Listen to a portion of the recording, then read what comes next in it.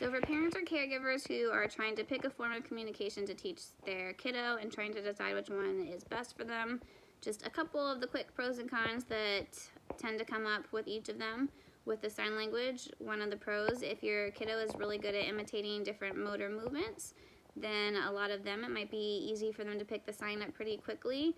I will say that kids that struggle with those fine motor skills and making small finger movements sometimes might struggle with that one at least a little bit more at first, because your fingers have to be in such specific spots for some of the signs.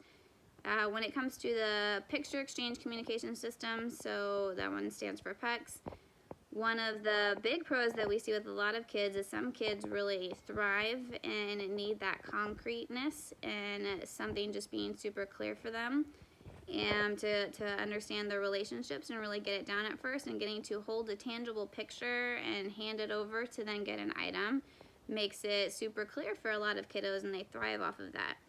Some of the kids that struggle with the picture exchange communication system are kids who aren't able to scan the large arrays in pictures yet, or who have a hard time identifying items by pictures. So if you put a ton of pictures out and you ask them which one is the cat, and they have a really hard time with skills like that, then PECS might be a little harder for them, at least at first, until they learn all those skills.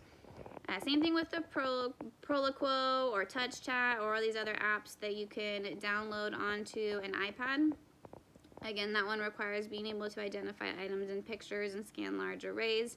So if that is a huge struggle at first, while your kiddo has strong ability to imitate motor movements, then that's where you can kind of decide, well, sign language might be a better fit for right now, and we can always explore a device down the road.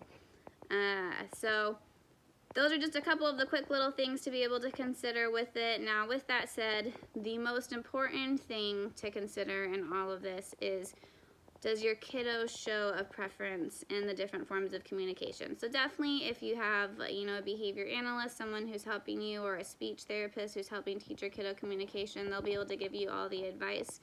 But the most important thing is taking in your kiddo's preference. And I have seen some kids, even kids who don't have communication yet, you might try to teach them a few things and just test things out using the iPad, and maybe their problem behavior is really high and they're not even trying and they're not making progress with it. Well, then you're not stuck. It's okay to switch and try something new. And maybe when you try the sign language, your kiddo thrives and they start picking it up really fast and they're smiling and they don't mind being prompted through those skills. Then it might become clear at that point, if your kiddo has the preference towards the sign language, then maybe do the sign language. So again, that's your kiddo's voice. So I would say that's the most important thing to consider, and that's the thing that unfortunately gets left out a lot of the time. Any questions or anything, or if you are trying to pick and just want to try to brainstorm which ones to maybe go through, just leave a comment below and I'll do my best to get back to you. All right, thanks.